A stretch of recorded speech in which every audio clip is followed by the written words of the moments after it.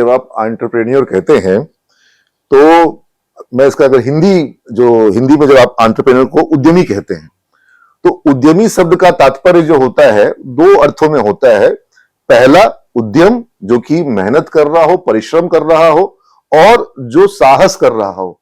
एक उद्यमी को आप साहसी भी कहते हैं।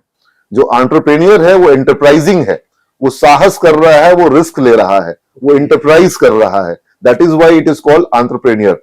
तो entrepreneur is the one who is taking risk and who is putting in efforts. तो दो शब्दों में आप एंटरप्रेन्योरशिप को डिफाइन कर सकते हैं। पहला परिश्रम, दूसरा साहस। और यही सबसे बड़ी पूंजी होती है किसी भी एंटरप्रेन्योर। आप जब अर्थशास्त्र पढ़ेंगे तो वहां फैक्टर्स ऑफ प्रोडक्शन पढ़ेंगे कि लैंड होना चाहिए, लेबर होना चाहिए, कैपिटल होना चाहिए।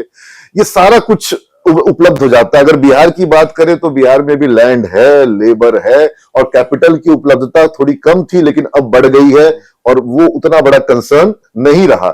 लेकिन जो सबसे बड़ा कंसर्न है वो है एंटरप्रेन्योरशिप, वो है एंटरप्राइजिंग पीपल, एंटरप्राइजिंग लोग जो कि साहस करने को तैयार हो, जो उद्यम करने को तैयार हो।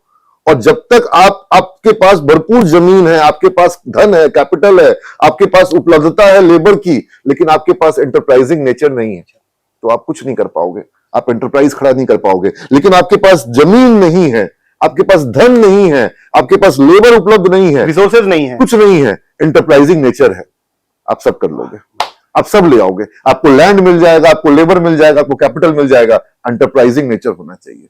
जो एंटरप्रेन्योर होता है उसके पास कोई कैपिटल नहीं है। आप धीरू भाई अंबानी की कहानी को सुने हैं, पढ़े हैं, आपने स्टीव जॉब्स की कहानी को देखा कि किस तरीके से वो मंदिर में खाना खा रहा था। और आप एलोन मस्क को देखें तो ये सारी कहानियां वही है जहां पर कुछ लैंड नहीं है, कुछ कैपिटल नहीं है, कुछ रिसोर्सेज नहीं है, लेकिन क्या है, एंटरप्राइजिंग नेचर है। तो enterprise is all about putting in effort and putting in taking risk, साहस करना।